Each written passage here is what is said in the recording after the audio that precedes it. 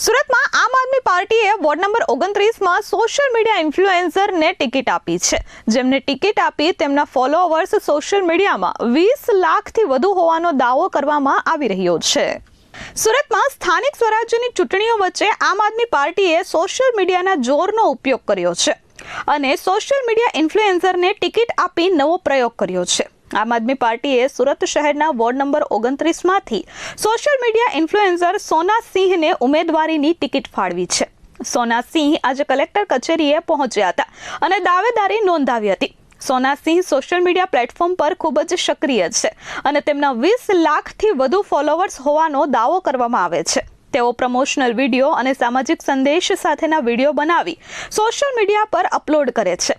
પાર્ટીને આ વિશાળ ફોલોઈંગ જમીન પર વોટમાં રૂપાંતરિત કરવાની અપેક્ષા છે। જો કે આ વોર્ડ નંબર 29ની વાસ્તવિક સ્થિતિ જુદી જ વાત કરે છે। અહીં પાણી, ડ્રેનેજ સહિતની પ્રાથમિક સુવિધાઓનો ભારે અભાવ છે। સ્થાનિક રહીશો લાંબા સમયથી આ સમસ્યાઓનો સામનો કરી રહ્યા છે। સોના સિંહે જે કામો કરવાના વચન સાથે દાવેદારી અને ઉમેદવારી नोंधावी છે તેના પર હવે સ્થાનિકોની નજર રહેશે। मेरा नाम गोल्डी राघवेंद्र प्रताप सिंह। मैं प्रॉपर यूपी से हूँ, सूरत में रहती हूँ, बमरौली पांडेसरा।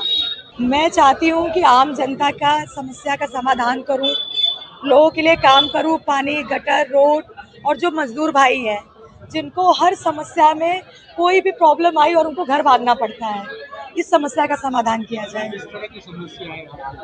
जैसे कि अभी रोड पे लारियाँ लगाते हैं, सब्जी बेचते हैं और म्यूनसिपाल्टी आती है, लारियाँ उठा ले जाती है। तो भाई उनको रोजगार दीजिए, काम दीजिए। अगर वो रोड पे नहीं लगा सकते तो कुछ तो काम चाहिए। अगर वो काम नहीं करेंगे तो उनका घर कैसे चलेगा? बस सबसे बड़ी यही प्रॉब्लम है जी।